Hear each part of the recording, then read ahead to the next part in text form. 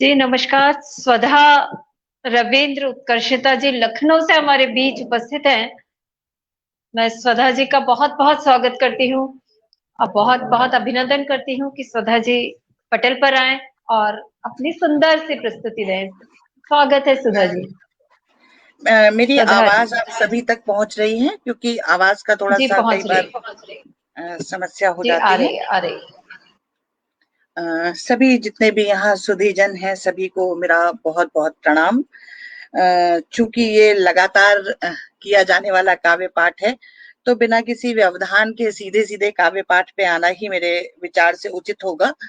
और किसी भी साहित्यिक कार्यक्रम का प्रारंभ चूंकि माँ की वंदना से होता है, तो सीधे सीधे माँ की वंदना के कुछ पद आपके सामने रखती हूँ और उसके बाद जो है अपनी बाकी रचनाओं पर आऊंगी।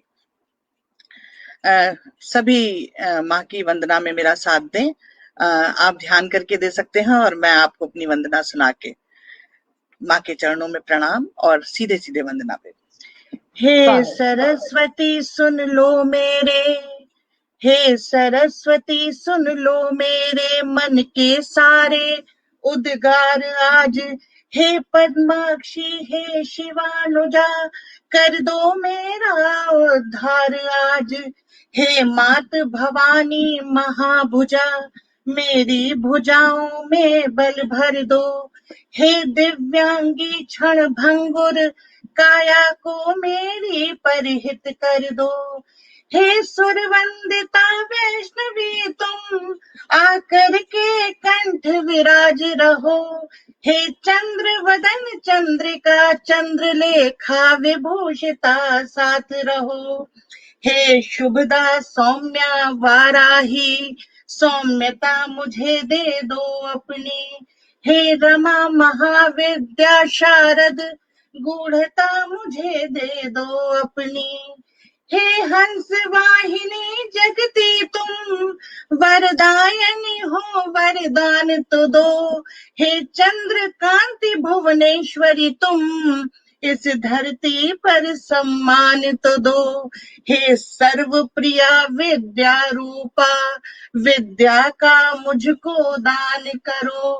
हे त्रिगुणा स्वरात्मिका देवी मेरा भी अब कल्याण करो। हे शत्रुनाशिनी मित्रदायिनी कोई शत्रु न हो मेरा। हे प्रेम प्रदायनी माता मन हो मेरा प्रेम भरा डेरा। हे बुद्धि दात्री तुम हमको वर दो प्रबुद्ध हम हो जाएं। हे ब्रह्म सुता तेरे वर से सद्बुद्ध युक्ति हो तर जाएं। हे सुधा मूर्ति मां मन में मेरे सबके हित की अभिलाषा हो। हे विमला विश्वावराही मन तेरी भक्ति का प्यासा हो। हे तीव्र बनूं मैं भी हे कांता कांति प्रदान करो। हे परा काम रूपा मालिनी शीतलता शांति प्रदान करो। हे जगती हंस वाहिनी तुम इस धरती से अज्ञान हरो। हे बुद्धि दात्री वागेश्वरी जग भर को बुद्धि प्रदान करो। हे श्वेतानन हे नील भुजा हे काम प्रदा हे निरंजना। हे सर्व देव स्तुता तुम्हारा वंदन शत शत महाबला। हे चित्रांबरा त्रिकालज्ञा जग भर के त्राण समाप्त करो। हे वसुधा महाबला भामा तुम मनु हृदयों में वास करो।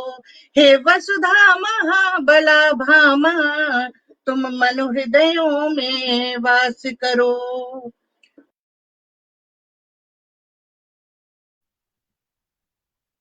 वाह बहुत सुंदर।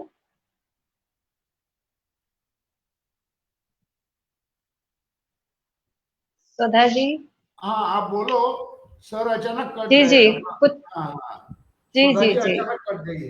चलिए स्वधा जी, अचानक नेटवर्क का कुछ समस्या है, तो मैं अपनी एक आंसू कविता से आपको जोड़ती हूँ। दुख दर्द पीड़ा उदासी किस किस के नाम लिखूं। सुनिएगा, दुख दर्द पीड़ा उदासी किस किस के नाम लिखूं। जिंदगी मैं आंसुओं की रवानी अब क्या अंजाम लिखूं। स्वागत है सुधा जी, अचानक आप चली जी गई थी। जी कुछ जी, नेटवर्क स्वागत है का आपका। इशू शायद हो जाता है, तो वो नेटवर्क एक जी जी समस्या जी है आज की डेट में। जी, अ, कोई बात नहीं, स्वागत है आपका। मैं सीधे सीधे अपने गीत पर आती हूँ और आपको अपने गीत से बिल्कुल जोड़ती हूँ। और बिल्कुल। एक एक गीत लिखा जो आज के परिप्रेक्ष्य में बहुत ज्यादा आवश्यक था लगा मुझे लिखने के लिए। मैं अध्यापिका हूँ और बहुत सारे बच्चों को जूझते देखती हूँ आज की समस्याओं से। तो सीधे सीधे अपने गीत पर आती हूँ और पढ़कर ही आपको सुनाती हूँ, क्योंकि ये अभी बिल्कुल कल ही लिखा गीत है और मैं चाहती हूँ ये लोगों तक पहुंचे। स्वागत है आपका। सीढ़ी छत मुंडेर सभी अब अवसादों से युक्त हुए हैं। सीढ़ी छत मुंडेर सभी अब अवसादों से युक्त हुए हैं। यादें रुला रही हैं उनको, तन मन से अभियुक्त हुए हैं। कल उस नन्हे से बच्चे ने छोड़ खिलौने वाले सपने, कूद 8वीं मंजिल से फिर अपनी जान गंवाई है।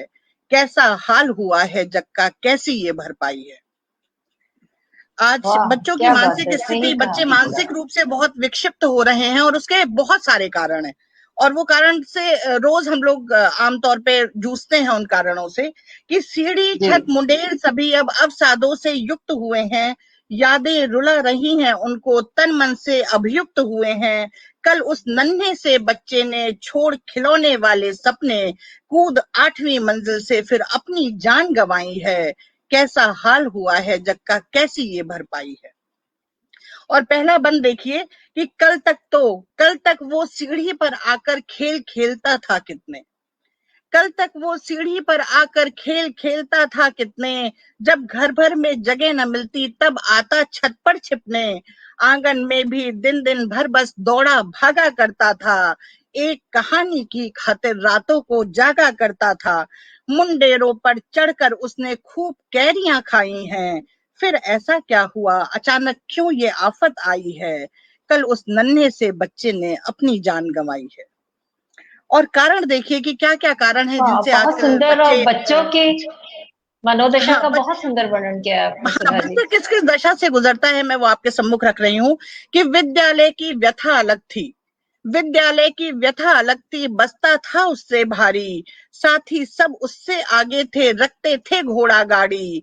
स्पर्धा भी अलग तरह की नित्य झेलता उसका मन, फिर कैसे उन मित्रों के संग भला खेलता उसका मन। विद्यालय की व्यथा अधिक थी, विद्यालय की व्यथा अलग थी, बसता था उससे भारी, साथी सब उससे आगे थे, रखते थे घोड़ा गाड़ी। स्पर्धा भी अलग तरह की नित्य झेलता उसका मन, फिर कैसे उन मित्रों के संग भला खेलता उसका मन। पिज्जा वाले बच्चे ने रोटी की हंसी उड़ाई है, पिज्जा वाले बच्चे ने रोटी की हंसी उड़ाई है, बैठ अकेले लंच टाइम में उसने रोटी खाई है। कल उस नन्हे से बच्चे ने अपनी जान गंवाई है। एक दृश्य ये था और बहुत दूसरा सुंदर, दृश्य ये है, बहुत सुंदर दूसरा दृश्य है। दूसरा दृश्य है अध्यापक और बच्चों के बीच का जो आज का रिश्ता है वो कितना कितना बदल गया है। हमारे समय जो गुरुकुल व्यवस्था हुआ करती थी और हमारे समय के अध्यापक और आज के अध्यापकों में जमीन आसमान का अंतर है। अध्यापक व्यवसायी हो गए कब बच्चों की फिक्र भला, अध्यापक व्यवसायी हो गए कब बच्चों की फिक्र भला, साथ बैठकर कब करते हैं वो बच्चों का जिक्र भला।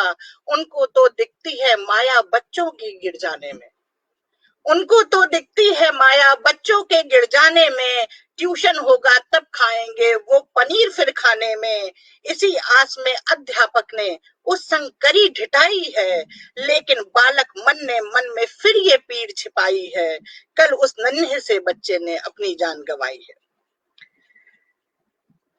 इसके बाद बहुत सही, अध्यापक बिल्कुल सार्थक पंक्तियां सहपाठी, हैं। और उसके बाद उसके ऊपर एक घर का प्रेशर कि घर से बच्चे को कितना प्रेशर मिल रहा होता है कि घर वालों का हाल अजब है उसकी शक्ति न पहचाने, घर वालों का हाल अजब है उसकी शक्ति न पहचानी, क्या पढ़ना क्या ना पढ़ना है इस पर भी की मनमानी, सोच रहे थे कर लेंगे वो एक पिकासो को भाभा, सोच रहे थे कर लेंगे वो एक पिकासो को भाभा, लेकिन इससे छली गई उस बच्चे की अनुपम आभा, जब मन की ना करी पुत्र ने कर दी खूब पिटाई है, जब मन की ना करी पुत्र ने कर दी खूब पिटाई है, सोच रहा था अब ये बच्चा उसका कौन सहाई है, कल उस नन्हे से बच्चे ने अपनी जान गंवाई है।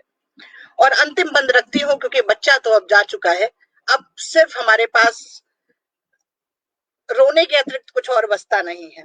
अब माँ की आंखें रोती है पिता कांपते हैं दिन रात, अब माँ की आंखें रोती हैं पिता कांपते हैं दिन रात, अध्यापक ये सोच रहे हैं किस पर पुनः लगाए घात, पैसे वाले सहपाठी भी पल भर को थर्राते हैं, लेकिन अगले ही पल वापस उसी रूप में आते हैं, पर आंगन चुप है छत रोती है मुंडेरे घबराई है, आंगन चुप है छत रोती है मुंडेरे घबराई हैं, सीढ़ी ने भी राह रोक लेने की कसमें खाई हैं, कल उस नन्हे से बच्चे ने अपनी जान गंवाई है, जिसके सपनों से चलती घर आंगन में पुरवाई है, जिसके सपनों से चलती घर आंगन में पुरवाई है।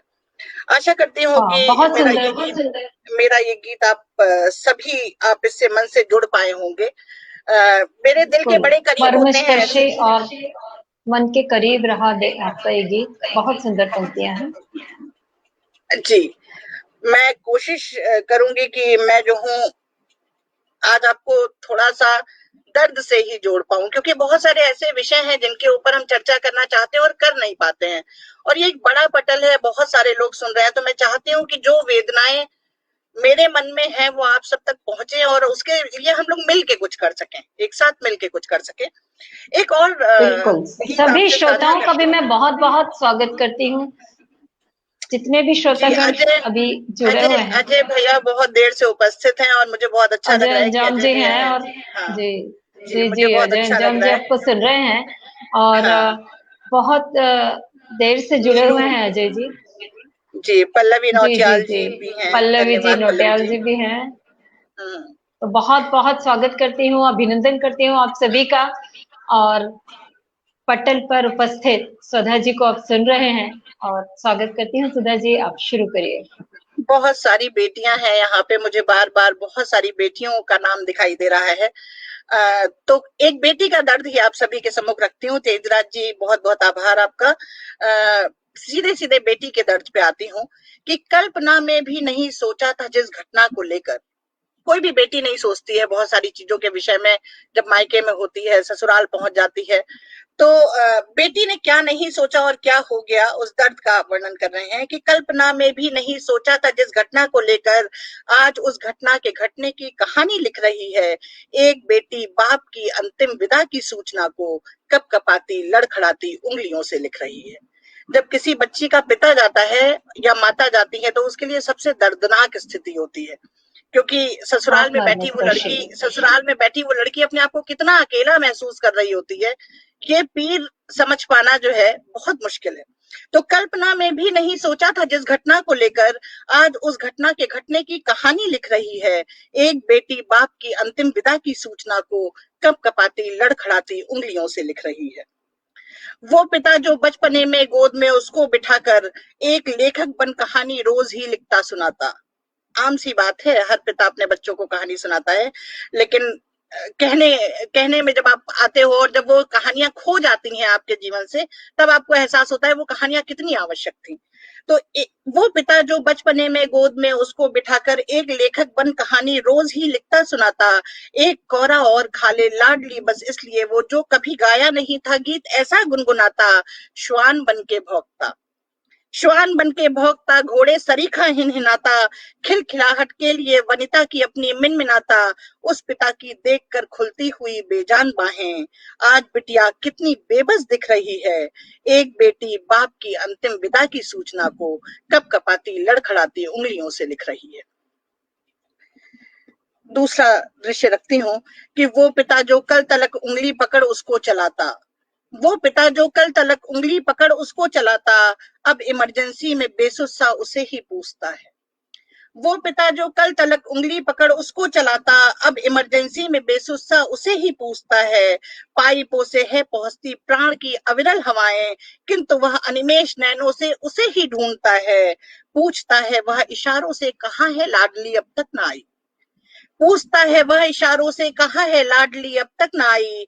देख लूं उसको तो सच में जी उठूंगा, सिर्फ वो मेरी दवाई। उस पिता की देखकर बोझिल हुई खाली निगाहें हैं। आज बिटिया अनमनी सी दिख रही है। एक बेटी बाप की अंतिम विदा की सूचना को कपकपाती लड़खड़ाती उंगलियों से लिख रही है। और अंतिम दृश्य देखिए कि पिता जा चुके हैं और बेटी का क्या हाल है। श्वेत अंतिम वस्त्र धारे आज वो सम्मुख पड़ा है। श्वेत अंतिम वस्त्र धारे आज वो सम्मुख पड़ा है। शक्ति का जो पुंज था निर्जीव सा जड़ हो जड़ा है। नाम जिसका कल तलक था आज वो बस जिस्म भर है। जब कोई व्यक्ति नहीं रहता है तो हम उसको अचानक से बॉडी कहने लगते हैं। वो पिता नहीं रह जाता है, वो उसका कोई नाम नहीं रह जाता, लोग कहते हैं बॉडी को उठा के यहाँ से वहां रख दो। तो श्वेत अंतिम वस्त्र धारे आज वो सम्मुख पड़ा है। शक्ति का जो पुंज था निर्जीव सा जड़ हो जड़ा है। नाम जिसका कल तलक था आज वो बस जिस्म भर है। देख कर बेटी अचेतन है खड़ी पर नेत्र तर है। देखती है दूर तक जाते हुए निष्प्राण यात्रा की दिशा को। ला रही है जो उषा की लालिमा पर फिर निशा को। आज बेटी थर थराते हाथ से स्वर्गीय उनके नाम के आगे विकल हो लिख रही है।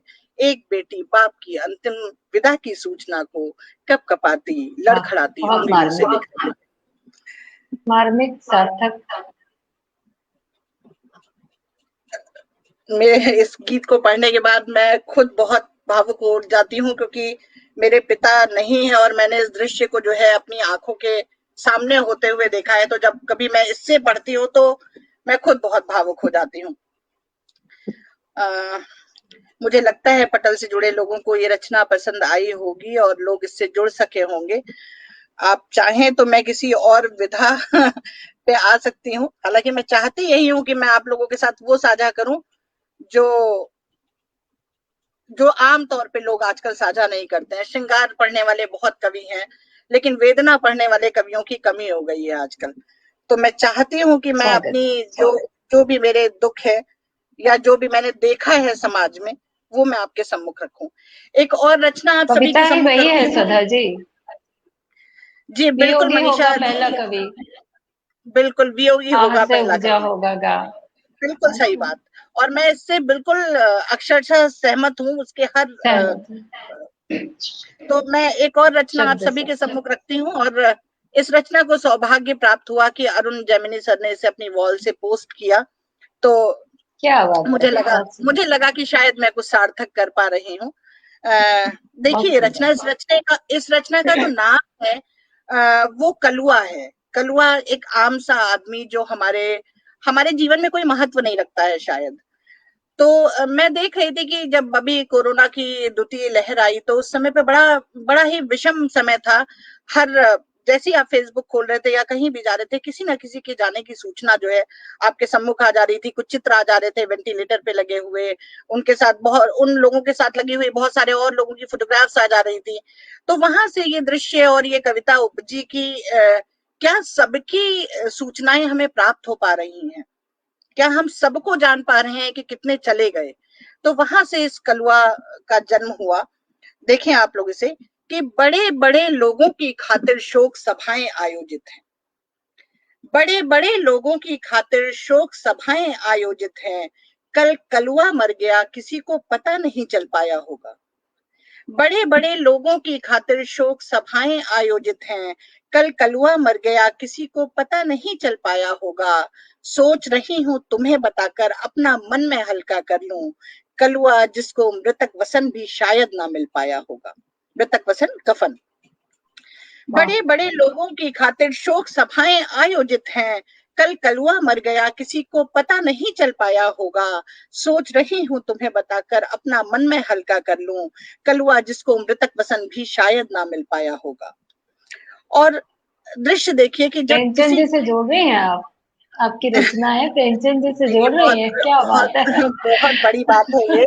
और देखिए दृश्य की जब कोई कलुआ जाता है तो उसके घर में क्या होता है कि चीख चीख कर उसकी विधवा अपनी चूड़ी तोड़ रही है, चीख चीख कर उसकी विधवा अपनी चूड़ी तोड़ रही है, बच्चे हैं स्तब्ध और माँ अपने सर को फोड़ रही है, बूढ़ा पिता किनारे बैठा सूखे नयन विचार रहा है, आंख में आंसू भी नहीं है, उसका बच्चा चला गया है, उसे पता नहीं है कि वो क्या करे, वो रोए उसे ये भी नहीं समझ में आ रहा है।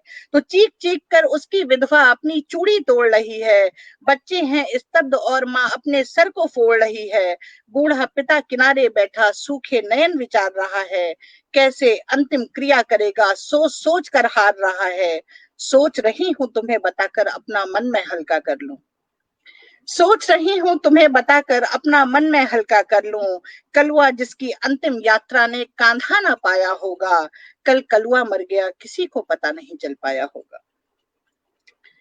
एक और दृश्य आपके सम्मुख रखती हूँ कि आमतौर पे ये जो कलुआ होते हैं इनके घर में इनके जो हमारे संस्कार होते हैं, जन्म के संस्कार और मृत्यु के संस्कार हो ही नहीं पाते इनके संस्कार, तो वहां से ये पंक्तियां जन्मती हैं कि जिसकी बरहों हुई नहीं थी, जिसकी बरहों हुई नहीं थी उसकी तिरही कैसे होती, जिसकी बरहों हुई नहीं थी उसकी तिरही कैसे होती, खाली पेट मरा जो उस संग प्राण वायु भी कैसे सोती, पूरा ही परिवार त्रासदी की यह घड़ियां काट रहा था, पूरा ही परिवार त्रासदी की यह घड़ियां काट रहा था, पानी पीकर भूख मिटाता दुख जाने का बांट रहा था, सोच रही हूं तुम्हें बताकर अपना मन मैं हल्का कर लूं, सोच रही हूं तुम्हें बताकर अपना मन में हल्का कर लूं, कलुआ जिसके जाने भर से पूरा घर थर्राया होगा, कल कलुआ मर गया किसी को पता नहीं चल पाया होगा।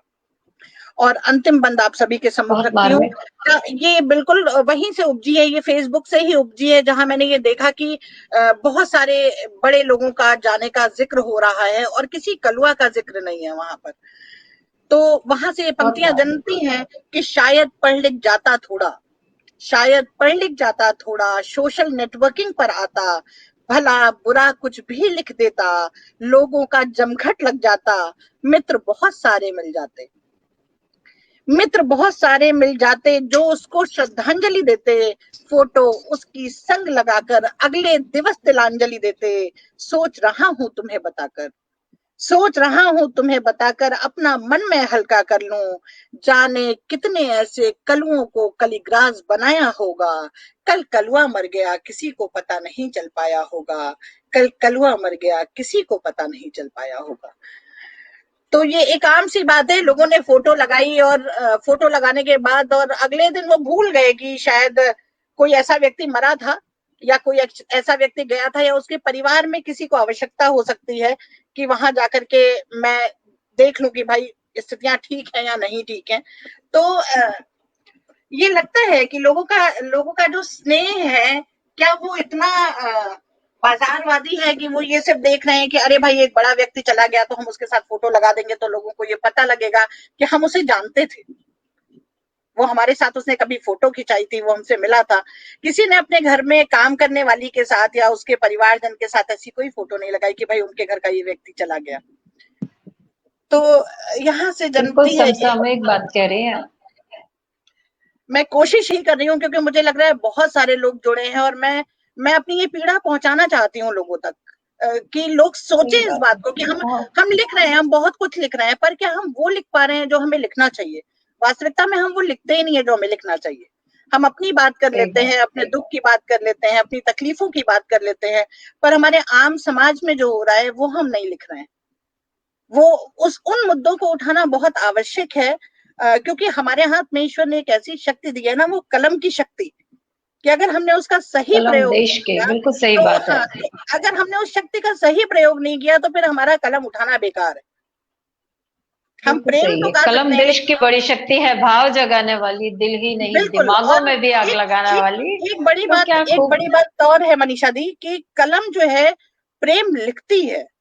आप श्रृंगार लिख रहे हो, आप प्रेम लिख रहे हो, प्रेम करना बहुत बड़ी बात है, प्रेम लिखना बड़ी बात नहीं है। आप जब प्रेम करते हो तो प्रेम में कितना डूबना पड़ता है वो बिना डूबे आप समझ नहीं सकते हो। तो प्रेम, और प्रेम किसी एक व्यक्ति के लिए भी नहीं है, प्रेम आपको अपने समाज से करना पड़ेगा, समाज के हर व्यक्ति से करना पड़ेगा, तभी आप प्रेम कर पा रहे हो। किसी एक व्यक्ति से किया तो क्या प्रेम प्रकृति से किया? करना पड़ेगा। बिल्कुल बिल्कुल, आपको आपको अपने मन को खोलना पड़ेगा प्रेम करने के लिए। जब तक आपने अपने मन के पट खोले नहीं है तब तक आप किसी से प्रेम कर ही नहीं रहे हो। नहीं कर एक और वेदना साझा करती हूँ आप सभी के साथ। आप लोग अगर इन वेदनाओं से तंग आ जाइएगा तो मुझे अवश्य बताइएगा, तो मैं किसी और मार्ग पे चलूंगी। एक रचना कभी आंख के सामने से गुजरी और वो खुद रचना बन गई। रचना का जो शीर्षक है वो है एक पगलिया। तो सीधे सीधे रचना से जोड़ती हूँ, और जैसे ही आप रचना से जुड़ेंगे आप ये समझ जाएंगे कि ये कहाँ से आई है। फटी चुनरिया, उधड़े कपड़े, बिखरे बिखरे बाल। फटी चुनरिया, उधड़े कपड़े, बिखरे बिखरे बाल, घूम रही थी एक पगलिया दे ढपली पर ताल। आम चौराहों पे आप देखते होंगे बहुत सारी ऐसी विक्षिप्त लड़कियां घूमती रहती हैं जिनको होश नहीं होता है कि वो उन्होंने क्या पहन रखा है, वो किस हाल में है, वो बस घूम रही होती हैं। वहां से ये रचना जन्म लेती है कि फटी चुनरिया, उधड़े कपड़े, बिखरे बिखरे बाल, घूम रही थी एक पगलिया दे ढपली पर ताल। और पहला दृश्य रखती हूँ कि एक सड़क से सड़क दूसरी पैदल नाप रही थी। नीता दीदी बहुत बहुत प्रणाम आपको, आपका होना मेरे लिए किसी आशीर्वाद से कम नहीं है। एक सड़क से सड़क दूसरी पैदल नाप रही थी, चौराहों पर बेपरवाही से वो भाग रही थी, नंगे पैर भटकती लेकर छाले और बिवाई।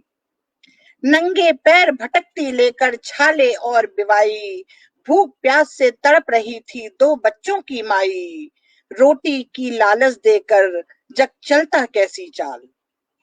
रोटी की लालच देकर जग चलता कैसी चाल, मुस्काता है मान प्रतिष्ठा पर कुदृष्टि वह डाल।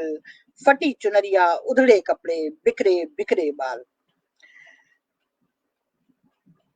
मेरी आवाज मुझे लगता है आप तक पहुंच रही होगी। कोई भी एक कमेंट करके मुझे बता दे, क्योंकि मनीषा दी मुझे दिखना बंद हो गई है, तो मेरी आवाज आप तक पहुंच रही है, बस ये सूचित कर दें।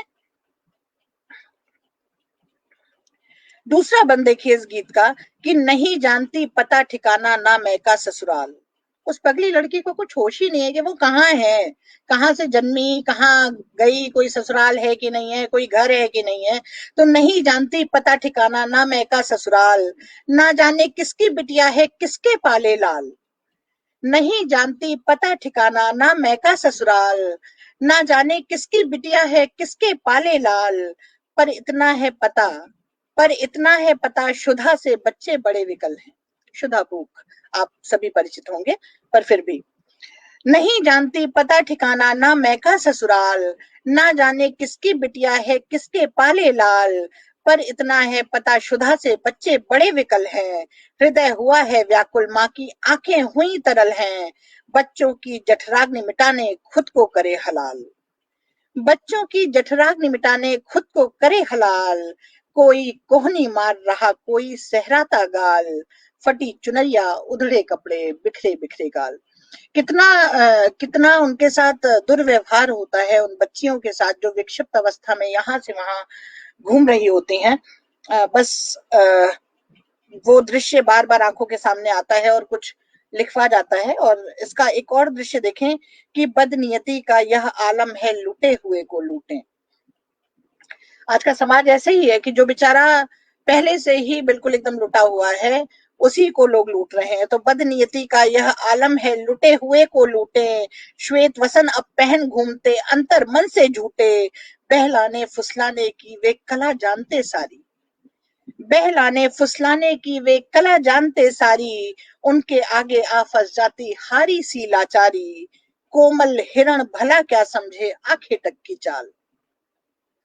जो कोमल हृदय वाला व्यक्ति होता है वो कहाँ समझ पाता है कि उसके साथ कितने छल हो रहे हैं।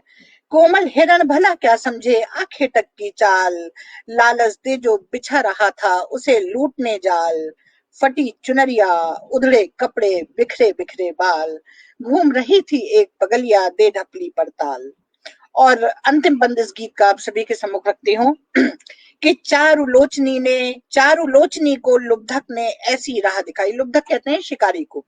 चारुलोचनी को लुब्धक ने ऐसी राह दिखाई, अंतड़ियों की अग्नि बुझाने वो झांसे में आई। पता नहीं था उस पगली को लालच बुरी बला है। पता नहीं था उस पगली को लालच बुरी बला है, जो इसमें फंस गया सदा ही फिर वो गया छला है। अंध गली में चीख चीख कर करती रही मलाल। बच्चों के लिए भोजन लेने गई थी, लेकिन उसके इस लालच ने, जिसे मैं लालच कह रही हूँ क्योंकि जब बच्चा भूखा होता है तो उसकी भूख मिटाने के लिए माँ कुछ भी करने को तैयार हो जाती है। तो चारुलोचनी को लुब्धक ने ऐसी राह दिखाई, अंतड़ियों की अग्नि बुझाने वो झांसे में आई। पता नहीं था उस पगली को लालच बुरी बला है, जो इसमें फंस गया सदा ही फिर वो गया छला है। अंध गली में चीख चीख कर करती रही मलाल। अगली सुबह मिली रस्ते में उसकी हड्डी खाल। फटी चुनरिया, उधड़े कपड़े, बिखरे बिखरे बाल। घूम रही थी एक पगलिया दे ढपली पड़ताल। घूम रही थी एक पगलिया दे ढपली पड़ताल। बहुत सारे गीत आप लोगों के सम्मुख रखे हैं। मुझे लगता है कुछ कुछ दोहे आपके साथ साझा करने का प्रयास करती हूँ। आशा करती हूँ आपको एक परिवर्तन करते हैं थोड़ा सा। बहुत बहुत मर्म भी सुनाना कई बार अच्छा नहीं होता है। तो कुछ दोहे जो मेरे मन के बहुत करीब हैं, आशा करती हूँ आपको भी अच्छे लगेंगे। तो पहला दोहा देखें कि कर्मों के फल से मिले नई देह को रूप। कर्मों के फल से मिले नई देह को रूप। जितना ऊंचा सूर्य हो उतनी खिलती धूप। कर्मों के फल से मिले नई देह को रूप। जितना ऊंचा सूर्य हो उतनी खिलती धूप।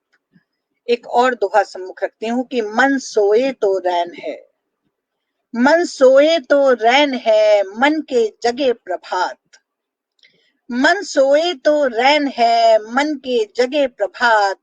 जीवन चरखा चल रहा इसी सत्य को कात। मन सोए तो रैन है, मन के जगे प्रभात। जीवन चरखा चल रहा इसी सत्य को कात। और कुछ और दोहे आपके सम्मुख रखने का प्रयास करती हूँ। इसमें एक दोहा तो मैंने आज ही लिखा है और सीधे सीधे आप तक आ जाती हूँ दोहे के माध्यम से कि गिरगिट बदले रंग तो उसका कोई न मोल। गिरगिट से आप सभी परिचित हैं। गिरगिट बदले रंग तो उसका कोई न मोल। सुर कावे के रंग ने किया उसे अनमोल। सुर कावा एक पक्षी होता है जिसमें जिसके पंखों में बहुत सारे रंग होते हैं। तो सिर्फ अपनी प्रकृति के कारण कि गिरगिट काट लेता है और सुरकावा काटता नहीं है। तो गिरगिट बदले रंग तो उसका कोई न मोल। सुरकावे के रंग ने किया उसे अनमोल। और एक दर्शन से जन्मता है कि कठपुतली बनकर करें हम सब निज दिन खेल। कठपुतली बनकर करें हम सब निज दिन खेल। जिस दिन धागा खींच ले उस दिन प्रभु से मेल। कठपुतली बनकर करें हम सब निज दिन खेल। जिस दिन धागा खींच ले उस दिन प्रभु से मेल। और अभिनय सब करते यहाँ। अभिनय सब करते यहाँ रंग मंच अविराम। अभिनय सब करते यहाँ रंग मंच अविराम। डोर हमारी पिया है और पिया है राम। डोर हमारी पिया है और पिया है राम। ये कुछ दोहे। और अब जैसा आप आदेश करें, आप चाहें तो मैं आपको और मर्म सुना सकती हूँ, और अगर आप कुछ और सुनना चाहें तो मैं आपको कुछ और भी सुना सकती हूँ। जैसा आप कहेंगे मैं आपके सामने वैसी ही बन के उपस्थित हो जाऊंगी। एक गीत आपको और सुनाती हूँ। ये भी कल ही लिखा है गीत। ये भी मैं चाहती हूँ मैं नए नए गीतों से आपको जोड़ सकूं, क्योंकि नए गीत फिर वो अनसुने रह जाते हैं जो आप पुराने गीत सुनाते हो। एक आपको आपके सामने एक गजल रखती हूँ, फिर उसके बाद मैं सीधे सीधे आऊंगी आपके पास इसके साथ जोड़ करके। तो मैं देख रही हूँ कि मैं आपको वो गजल सुना पाऊं। कई बार ये समस्या एक आ जाती है कि ढूंढना बहुत मुश्किल हो जाता है कि कहाँ क्या पड़ा हुआ है। देखिए गजल, देखिए यहाँ जो विज्ञान के विद्यार्थी होंगे वो इसकी प्रथम दो पंक्तियों को बहुत आसानी से समझ लेंगे, लेकिन जो विज्ञान के विद्यार्थी नहीं है उनको मैं थोड़ा सा इसको बता दूंगी कि मैंने क्या लिखने का प्रयास किया है। तो सीधे सीधे आती हूँ, गजल या गीतिका आप इसे जो भी कहना चाहें। तुम हमें फिर लिटमसों के बीच लाकर देख लो। लिटमस एक पेपर होता है जिससे अम्ल और क्षार टेस्ट किया जाता है। स्वागत है दीदी आपका, मैं आपके पटल पे आपका ही स्वागत कर लेती हूँ। आप मुझे अरे नेटवर्क आप ही मुझे चला गया था, अकेला पता नहीं। आप मुझे अकेला छोड़ नेटवर्क के चला चली गया गई था। थी। नहीं नहीं, आप नेटवर्क चला गया था, कहीं नहीं गई, मैं यही हूँ। नहीं, ये मैं समस्या तो हम परेशान लोगों हो के गई साथ कि बनी, हाँ, ये नेटवर्क समस्या तो प्रॉब्लम बनी आ रहा रही। है कुछ। ये हाँ, बनी रहती है समस्या। देखिए वही दीदी, मैंने गजल लिख पूछा रही भी। हूँ, एक एक गजल बिल्कुल स्वागत है, लिखने स्वागत की है। कोशिश कर रही हूँ। मैंने कहा जी जी मर्म जी। बहुत हो गया, ऐसा ना हो कि गंगा जमुना बहने लगे यहाँ और लोग क्या रो दें। बात। तो सीधे सीधे गजल पे आती हूँ कि तुम हमें फिर बिल्कुल बिल्कुल। लिटमसों के बीच ला कर देख लो। लिटमस एक पेपर होता है जिससे एसिड और बेस टेस्ट होता है। तो तुम हमें फिर हाँ, लिटमसों के बीच लाकर देख लो, अम्ल है या क्षार है हम आजमा कर देख लो। तुम हमें फिर वाह लिटमसों के बीच लाकर देख लो, अम्ल है या क्षार है हम आजमा कर देख लो। मेरा सादापन मेरा सादापन तुम्हें जब रास आता ही नहीं, मेरा सादापन तुम्हें जब रास आता ही नहीं, फिर जो चाहे तुम मुझे वैसा बना कर देख लो। अम्ल है या क्षार है हम आजमा कर देख लो। वाह। बुत परस्ती में लगे हो, बुत परस्ती में लगे हो, बुत में दिल होता नहीं। इतनी जगहों पे आप सुंदर देखिए हम लोग मूर्ति सुंदर पूजा कर बात। रहे हैं। हालांकि मैं भी राम कृष्ण सही को बात। मानती हूँ, मैं बिल्कुल नहीं कहूंगी, लेकिन मैं राम और कृष्ण को एक संस्कार की तरह मानती हूँ, उन्हें किसी मूर्ति की जी तरह नहीं मानती हूँ। राम एक संस्कार है जिनका पालन हमें अपने आम जीवन में करना चाहिए। कृष्ण एक संस्कार है जिन्हें हम अपने जीवन में उतार लेना चाहिए। तो हम उन्हें मंदिरों में तो उतार आते हैं, लेकिन हम उनको अपने जीवन में नहीं उतारते हैं। तो बुत परस्ती में लगे हो, बुत में दिल होता नहीं। आज इंसानों से तुम दिल को लगा कर देख लो, अम्ल है या क्षार है हम आजमा कर देख लो। वाह, मैं कोई बिल्कुल चेहरा सही है। नहीं हूँ, मैं कोई चेहरा नहीं हूँ, दिल हूँ दुख भी जाऊंगा। मैं कोई सही चेहरा है। नहीं हूँ, दिल हूँ दुख भी जाऊंगा। गर यकीन तुमको नहीं है तो दुखा कर देख लो, अम्ल है या क्षार है हम, कहते हैं ना चुटकी काट के देख लो, क्या बात, है कि नहीं है। क्या बात है। तो मैं सही कोई है, चेहरा सही है। नहीं हूँ, दिल हूँ दुख भी जाऊंगा। गर यकीन तुमको नहीं है फिर दुखा कर देख लो, अम्ल है या क्षार है हम आजमा कर देख लो। और मेरे बिल्कुल बहुत सही। मन के करीब की ये दो पंक्तियां कि बिल्कुल शेष स्वागत तीनों है। उंगलियां फिर प्रश्न सी उठ जाएंगी, शेष तीनों उंगलियां फिर प्रश्न सी उठ जाएंगी, शेष तीनों उंगलियां फिर प्रश्न सी उठ कृष्ण जाएंगी। से उड़ एक जाएंगे। उंगली आप बस हम पर उठा कर देख लो, शेष क्या बात। तीनों उंगलियां फिर प्रश्न सी उठ जाएंगी। एक उंगली आप बस हम पर उठा कर देख लो, अम्ल है या क्षार है हम आजमा कर देख लो। क्या और बात। एक एक और दृश्य की लूट ने जब आ गया अपना कोई बन गजनबी, लूट ने जब आ गया अपना कोई बन गजनबी, बचना मुश्किल है भले पहरे लगा कर देख लो, अम्ल क्या है या बात है। क्षार है हम, अम्ल है या आजमा क्षार कर है हम देख। आजमा कर देख लो। और अंतिम आजमा दो कर पंक्तियां देख। रखती हूँ इस गीतिका की आपके सामने कि उड़ ही जी जाएंगे विहग चाहे विषम हालात हों, जी उड़ ही जाएंगे विहग चाहे विषम हालात हों, हौसलों जी। से हैं उड़ाने पर कतर कर देख लो, अम्ल है या क्षार है हम आजमा कर देख लो। तुम हमें फिर लिटमसों के बीच ला कर देख लो, तुम क्या हमें बात फिर है। लिटमसों के बीच ला कर देख लो। मुझे लगता है कि मेरी ये रचना पसंद आई होगी आपको। मुझे कमेंट्स नहीं दिख रहे हैं, बहुत सुंदर है। इसलिए मैं नहीं कुछ नहीं, कह कमेंट्स नहीं। जुड़े हुए हैं, सभी लोग, सभी श्रोता हमसे जुड़े हैं। तो देखिए, बहुत लाजवाब रचना कहा है रजनीश जी ने। बहुत सुंदर रचना है आपकी। और कमेंट्स की चिंता न करें, कुछ दिख रहे नहीं हैं, नहीं, कभी कभी नेटवर्क मैं प्रॉब्लम आता कमेंट्स है। की चिंता आप तो पढ़े हैं। मैं कमेंट्स की चिंता सिर्फ इसलिए कर रही हूँ क्योंकि मुझे पता लग जाएगा कि मैं कहाँ गलत लिख रही हूँ और कहीं कहाँ सही लिख रही हूँ। नहीं नहीं मैं तो नहीं, अपनी गलतियां जानने के बाद लिए में। पटल से भी जुड़ी हूँ। और बिल्कुल, कुछ बहुत मुक्तक भाई, बहुत कुछ शानदार मुक्तक पढ़ रही हैं आप। बिल्कुल बिल्कुल, स्वागत है। कुछ मुक्तक कुछ मुक्तक रखती हूँ आपके सामने। जी जी जी। देखिए, जो मेरा था वो मेरा है, सदा मेरा रहेगा वो। कहते हैं ना कि जो आपका है वो कहीं जाएगा नहीं आपको छोड़ के कहीं, तो आप उसको सही बात है। सेट हिम और हर फ्री। जिनसे भी आप प्यार में हैं आप उनको फ्री छोड़ दीजिए। जो सही बात मेरा है। था वो मेरा है, सदा मेरा रहेगा वो। वाह, मिले सही चाहे बात। मिले ना, पर सदा मिलता रहेगा वो।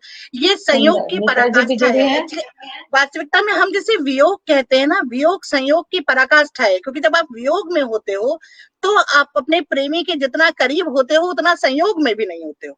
आप हर वक्त सही उसके बारे बात, में सोच रहे बिल्कुल होते सही हो, बात, है ना। बिल्कुल सही बात। तो जो मेरा था वो मेरा है, सदा मेरा रहेगा वो। मिले चाहे मिले ना, पर सदा मिलता रहेगा वो। वाह, मेरा सौभाग्य उससे प्रेम करने भर से जागा है, मेरे सौभाग्य के फल से सदा फलता क्या रहेगा बात है, बहुत वो। सुंदर पंक्तियां हैं, मेरे बहुत सुंदर। सौभाग्य के फल से सदा फलता रहेगा वो। और एक और श्रृंगार का ही मुक्ता करती हूँ कि जी, उसी स्वागत है। में कृष्ण दिखता है, उसी में राम दिखता है। जहाँ बसता है वो मुझको, वहीं प्रभु धाम दिखता वाह, क्या है। बात है, प्रभु धाम वो दिखता है, क्या बात। मेरे प्रेम का उत्कर्ष, चाहत की पराकाष्ठा, मुझे वो कर्म से सौभाग्य तक अविराम दिखता वाह, है। बहुत मुझे सुंदर, बहुत सुंदर वो पंक्तियां। कर्म से सौभाग्य तक अविराम दिखता है।